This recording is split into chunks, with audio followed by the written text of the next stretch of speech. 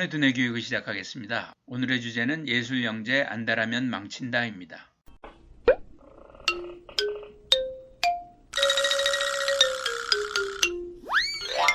첫 번째 질문입니다. 멍때리기를 잘하는 팔방미인 영재 K양입니다. K양은 멍때리기 대회에서 3시간 동안 멍을 때려 1등을 차지한 다재다능한 영재입니다. 9세인 K양은 다양한 분야에서 두각을 나타내고 있습니다. 특히 그림이나 음악 등의 예체능 쪽에 재능이 있었습니다. 아이가 다양한 분야의 재능을 발휘하다 보니 K양의 엄마는 아이의 재능을 더 알아보기 위해서 다양한 분야의 교육을 시켜 확인하고자 하였습니다. K양은 가야금 학원에 다니는데 예중 예고 학생들이 공부하는 곡을 K양이 치고 있었습니다. 운동도 잘해서 발레도 배우고 태권도도 이품이었습니다. 이뿐만이 아닙니다. 첼로며 판소리까지 다니고 있었습니다. 엄마는 교육학을 전공하였기 때문에 영재는 만들어질 수 있다고 생각하고 있었습니다. 엄마는 K양에게 어떤 재능이 가장 강력한지 모르기 때문에 초등학교 3학년까지 다양한 교육을 시켜보고 그 이후엔 한 분야에 집중하겠다는 계획을 가지고 있었습니다. 당시 K양은 총 6개의 학원을 다니고 있었습니다. 이 와중에 K양은 멍 때리는 습관이 생겼습니다. K양은 연습에 대한 욕심이 많아서 집에 밤 10시에 와서도 첼로 연습을 쉬지 않았습니다. 엄마가 가야금을 내일 연습하자고 해도 연습을 더하면 더했지 연습을 줄이는 것은 거부합니다. 이 와중에 K양은 자주 멍 때리기를 시작하였습니다. 사실 멍 때리기는 뇌과학적으로 시간 낭비가 아니라 뇌가 정리하고 휴식하는 시간입니다. 실제로 워런 버핏, 뉴턴, 제겔치 같은 유명인들도 평소 멍 때리기를 즐겨 했습니다. K양이 나에게 왔을 때 아이가 수시로 멍 때린다고 하여 혹시 결심발작과 같은 뇌전증일 수도 있어서 뇌파 검사를 하였습니다. 또 아이가 가야금을 연주하다가 멍 때린다고 하여 가야금을 연주할 때와 멍 때릴 때의 뇌파를 찍었습니다. 다행히도 K양이 멍 때린 것은 아픈 것이 아니라 뇌가 휴식을 취하고 다시 집중하기 위한 시간이었습니다. 뇌파상 K양이 멍 때릴 때 알파파가 전두엽에 활성화되었습니다. 알파파는 이완과 명상 때 잘 나오는 파로 K양이 멍 때린 것은 집중하기 위한 준비 단계였던 것입니다. 나중에 알려진 사실이지만 K양의 경우에는 엄마를 기쁘게 하려고 더욱 열심히 악기 연습에 매달렸다고 합니다. 영재들은 부모를 기쁘게 하려고 부모가 원하는 삶을 삽니다. 부모도 아이의 미래를 위해 헌신합니다. 음악 영재들을 힘들게 한 것은 고난도의 악기 연주가 아닙니다. 사실 아이들은 5살 나이에 악보를 보며 연주한 것을 대단한 기쁨으로 기억합니다. 다만 그 연주가 완벽을 위한 부담이 되어서는 안 되고 황홀한 경험이어야 합니다. 그러나 많은 영재 부모들은 완벽주의와 인색한 칭찬으로 영재들의 기쁨을 빼앗습니다. 음악과 미술은 억지로 연습해서 익힐 수 있는 것이 아니라 대뇌 피질의 활성을 통해서 인식할 수 있는 것이기 때문에 대뇌가 원활히 활성화되어야 제대로 된 예능 교육이 이루어집니다. 그러나 예능 교육은 일반 교육보다 더 재능을 필요로 하기 때문에 절대적 감각이나 능력도 없이 아이가 좋아하지도 않는데 억지로 강요하는 것은 좋지 않습니다. 이로 인해 아이가 스트레스를 주어 정신적, 신체적 질병을 유발할 수 있습니다. 특히 예술적 대가들이 어릴 적부터 예능 교육을 받았다는 이야기를 듣고 아이들을 좀 더 빨리 재능을 발휘하게 하고 싶어 하는 부모가 많아졌습니다. 문제는 실패 위험입니다. 예술은 뭔가 의욕을 갖고 있고 아이와 부모가 열심히 한다고 해서 반드시 성공하는 것은 아닙니다. 오늘과 같이 경쟁이 심한 시대에 이와 같은 사고에 빠지면 행복과 만족을 느낄 수 없습니다. 예술을 즐겨서 할 때는 우뇌가 발달하나 전문적으로 예술을 할 때는 우뇌보다는 좌뇌가 작동됩니다. 따라서 예능 교육은 아이가 예술을 좋아서 즐기도록 하여야 합니다.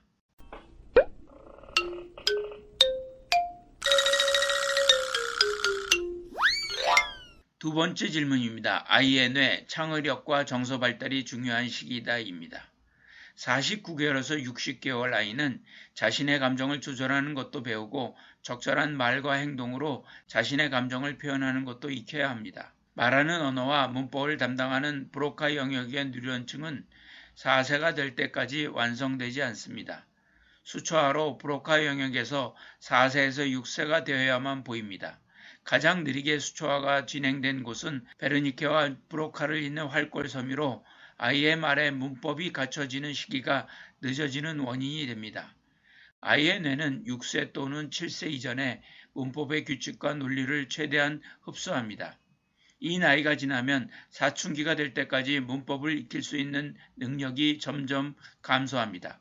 성인 초기가 되면 언어 습득의 결정적 시기는 완전히 끝나고 맙니다. 따라서 언어 문법에 대한 교육은 6세 전후에 시작하는 것이 좋습니다. 49개월에서 60개월 아이는 문장 구조도 복잡해지고 문법에 맞게 말을 하고 발음도 정확해지는 시기입니다. 아이와 더욱 적극적으로 대화하여야 합니다. 아이가 말을 할 때 부모가 궁금사항을 묻는 등 적극적으로 반응하여 아이가 더 열심히 대화를 할 수 있도록 유도합니다. 켄 아펠과 줄리에 제이 메스터스는 이 시기의 부모의 역할은 정확한 발음, 짜임새 있는 이야기, 적극적인 반응, 이 세 가지를 고루 갖춘 훌륭한 언어 모델을 풍부하게 제공하는 것이라고 하였습니다. 창의력이 급격하게 발달하므로 부모와의 대화를 늘려서 종합적으로 사고하고 문제를 해결할 수 있는 능력을 키우세요. 음악, 미술, 체육같이 아이의 재능을 발견하고 키울 수 있는 본격적인 교육도 가능합니다.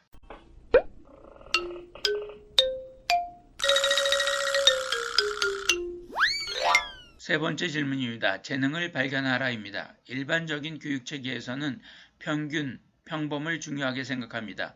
예술 영재에게는 예외적인 기준을 제공하지만 그 외에는 예외나 파격을 싫어합니다. 유치원 때부터 아이들은 평균에 속해야 한다는 무한의 압력을 받습니다. 따라서 남과 다른 영재들은 어딜 가나 어려움을 겪습니다. 사실 49개월에서 60개월 영재는 롤러코스터처럼 하늘과 바닥을 넘나듭니다. 때로 아이는 대단히 의젓해 보이고 때로는 지극히 유치합니다. 아침에는 우주의 빅뱅 이론이라는 다큐멘터리를 보다가 저녁에는 내용이 유치한 만화 영화를 보거나 인형놀이를 합니다. 핵전쟁을 주제로 수준 높은 토론을 하다가도 조수석에 앉겠다고 동생과 싸우기도 합니다. 영재들의 질문은 끝이 없습니다. 게다가 답도 없는 질문들입니다. 영재는 알고 싶어하고 이해하고 싶어합니다. 세상이 돌아가는 원리를 알아내려 애씁니다. 무엇보다 이 아이들의 관심을 끄는 것은 삶과 죽음의 문제들입니다. 우리는 어디에서 왔을까? 우리는 왜 존재하는 것일까? 생명은 어떻게 시작되었을까? 세상은 어떻게 만들어졌을까? 죽음 이후는 무엇일까? 영재들은 모호하거나 정확하지 않는 답을 절대 만족하지 않습니다. 마치 과학자처럼 영재들은 답을 궁리하고 모색하며 만족스러운 답을 찾지 못하는 한 지칠 줄 모르고 탐구에 매달립니다. 그리고 어른들은 대개 이 아이를 완벽하게 만족시킬 답을 제공해 주기 어렵기 때문에 아이는 계속해서 질문하고 탐구합니다.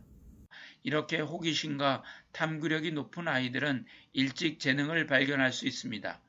영재의 경우 일반적으로 5세 정도의 지능검사 및 성취도 검사를 하고 10세나 11세에 한 차례 더 실시하는 경향이 있습니다. 검사를 통해 학교 성적에 대해 합리적인 기대치를 예측할 수 있어 학교 생활을 잘 준비시킬 수 있습니다. 대부분 학교에서는 어떤 문제가 발생하기 전에는 지능검사를 시행하지도 않거니와 영재 판별에서 제외될 가능성이 큽니다. 지적 잠재력의 50%는 48개월 이전에 결정되며 8세까지 80%가 완성됩니다. 따라서 부모는 아이가 영재라는 사실을 알면 아이의 재능에 맞추어 학업 성과를 이룰 수 있다고 믿는 것입니다.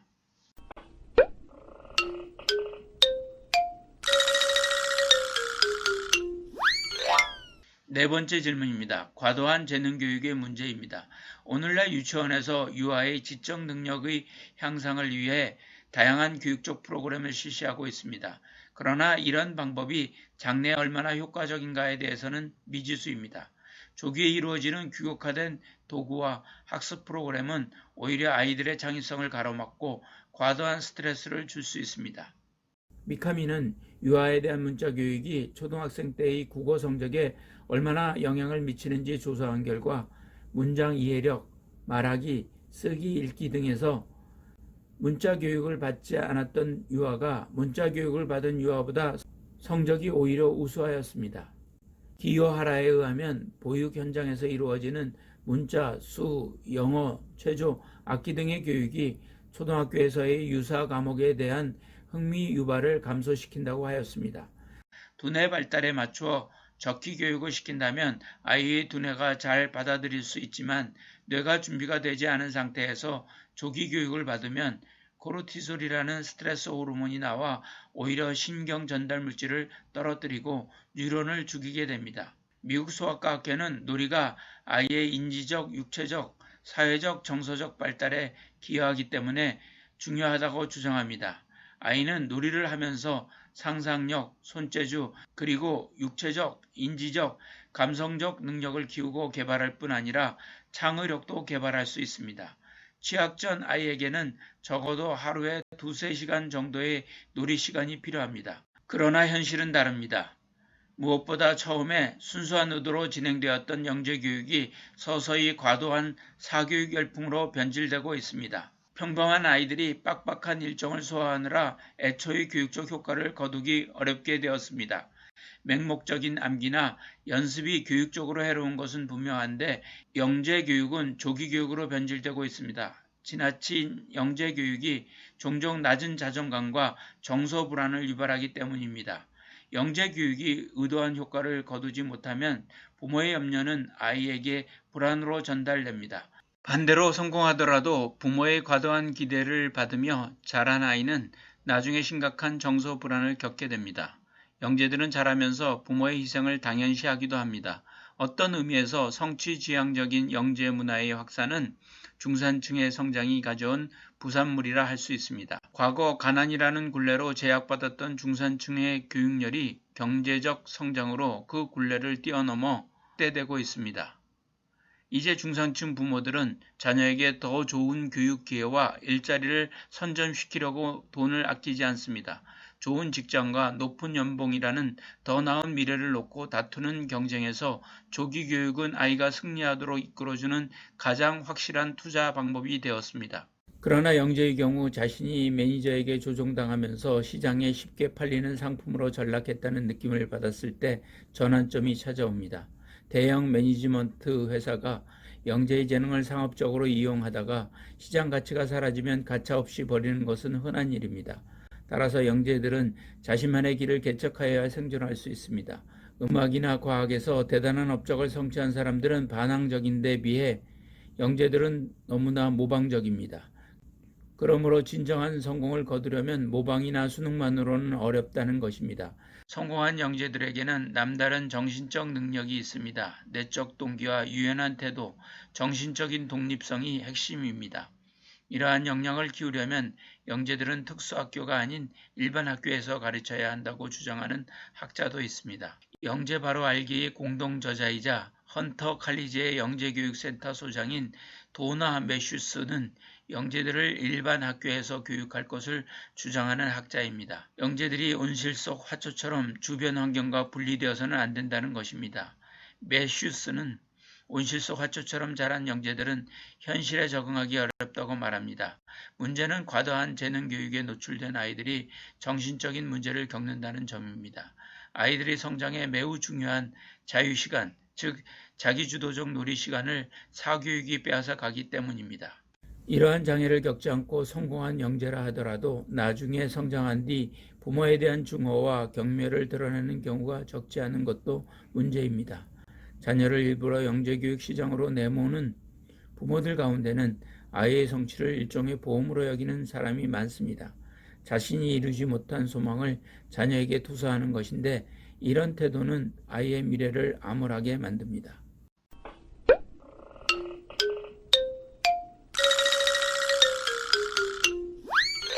5번째 질문입니다. 예술적 재능을 키워라입니다. 49개월에서 60개월 아이의 부모들은 아이의 재능을 알아보고 싶어 합니다. 아이가 운동신경이 타고났는지, 예술적 감각이 있는지, 언어적 감각이나 지능이 타고난 것인지, 아니면 평범한 아이인지 빨리 재능을 알아내어 교육을 시키고 싶은데 재능을 알아보는 방법이 없을까 고민을 하고 있습니다. 사실 이 시기가 되면 아이가 특정 분야의 재능을 보이는 경우가 많습니다. 거의 모든 아이들은 음차가 별로 나지 않을 때는 잘 구별하지 못하지만 아주 드물게 절대음을 정확히 알아내는 아이도 있습니다. 이런 능력은 주로 타고난 것으로 여겨지지만 어느 정도는 강도 높은 훈련에 의해 나오기도 합니다. 이런 능력의 차이는 귀의 기능 차이라기보다는 뇌가 다름으로 인한 것으로 음악을 인식하는 데는 대뇌피질이 중요한 역할을 합니다. 49개월에서 60개월 아이에게 예능 교육은 다양한 경험을 쌓게 하고 새로운 세상과 만나는 다리 역할을 해줍니다. 예능 교육을 통하여 얻은 예술적 감수성은 아이들의 표현력, 상상력, 창의력이 밑거름이 되어 훈련 과정에서 인내심과 성취감까지 얻을 수 있습니다. 따라서 부모들은 예능 교육은 빠르면 빠를수록 좋다는 인식을 하게 되었고, 이러한 생각은 아이를 반드시 피아니스트나 발레리나, 화가로 키워야겠다는 생각이 아니라 아이의 두뇌 발달을 돕고 일찍부터 예술적인 환경에 익숙해지도록 만들고 싶다는 생각에서 비롯된 것입니다. 이러한 생각은 경우에 따라서는 사실일 수 있습니다. 그러나 무분별한 조기 교육은 오히려 아이들의 교육과 장래를 망치는 결과를 가져올 수 있습니다. 첫째, 무조건 일찍 시작하는 것이 좋은 것은 아닙니다. 무엇이든 때가 있는 것입니다. 아직 음악에 대한 감각이 발달되지 않은 아이에게 음악 교육을 강요하는 것은 아이의 능력 범위를 넘어서는 것입니다. 따라서 분야별로 적절한 시기를 택하는 것이 중요합니다. 4세에서 6세까지는 공간 인식과 운동 제어를 담당하는 소뇌가 발달하는 시기이기 때문에 악기를 연주하고 춤을 추고 그림을 그리는 예능 교육을 시켜줄 수 있는 시기입니다. 바이올린은 4세부터, 피아노는 만 6세부터 배울 수 있지만 본격적으로 악기를 가르치기 전에 아이가 음악에 흥미를 갖고 있는지 수업을 따라갈 수 있는지 살펴보아야 합니다. 5세부터는 발레 등을 배울 수 있지만 아이가 발레를 친숙하고 재미있는 것으로 인식해야만 시작할 수 있습니다. 둘째, 예능 교육은 아이의 소질과 능력을 잘 고려해서 시켜야 합니다. 어떤 특수한 능력은 다른 능력보다 더 일찍 개발할 필요가 있습니다. 특히 음악 같은 것은 다른 영역에 비해 비교적 일찍 시작하는 것이 효과적이라고 할 수 있습니다. 그러나 이런 것들은 아이가 이런 분야에서 소질과 능력이 발견될 때 가능한 것입니다. 한 번 들은 음악을 기억해내고 노래를 부른다거나 피아노를 칠 줄 아는 아이라면 절대 음감을 타고난 경우로 볼 수 있습니다. 귀가 예민한 이런 아이들은 주위의 소리에 민감하게 반응을 합니다. 또 조금만 음이 틀려도 틀린 음을 알아보는 청음력도 뛰어납니다. 이런 음악적 재능을 보이는 아이라면 악기를 배우는 것이 좋습니다. 모든 악기의 기본인 피아노를 먼저 배우게 하고 그 다음으로 아이에게 알맞은 악기를 배우게 합니다. 1시간이고 2시간이고 크레용이나 물감으로 자신이 표현하고 싶은 것을 표현하는 집중력을 발휘하는 아이라면 미술적 재능이 있는 것입니다. 미술에 재능이 있는 아이들의 그림은 이야기가 풍부하고 여러 가지 색을 섞어 다양한 색을 만들어 쓰는 경향이 있습니다. 셋째, 교육은 시기가 중요하지만 이에 못지않게 교육의 방법도 중요합니다. 교육을 빨리 시작하는 것보다는 어떤 방법으로 가르칠 것인가가 더욱 중요합니다. 아무리 아이가 정신적으로 성숙했다고 해도 그 수준에 맞지 않는 방법으로 교육의 내용과 방법이 구성되면 교육의 효과는 기대하기 어렵습니다.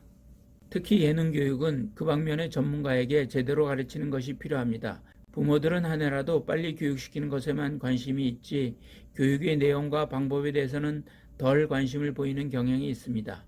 따라서 아이의 발달 수준과 성격 그리고 능력에 적합한 방법이 무엇인가 하는 것에 관심을 가지고 예능 교육을 실시해야 합니다.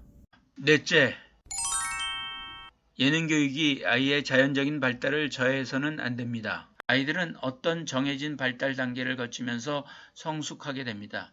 또 거쳐야 할 발달 단계가 있는 것입니다. 또 각 단계마다 이루어져야 할 발달 과업이 있습니다. 과중한 예능 교육을 강요함으로써 어떤 발달 과업 성취에 장애를 가져올 수도 있습니다. 예를 들어 아이들의 발달 영역 중에 사회성 영역이 있습니다. 이는 친구들과 어울리면서 자연스럽게 배우는 것입니다. 그러나 지나친 피아노 레슨이나 미술 교육 때문에 친구들과 어울릴 기회를 갖지 못한다면 이 아이는 더 필요하고 큰 것을 잃는 결과를 가져올 것입니다. 김영훈의 두뇌교육이었습니다.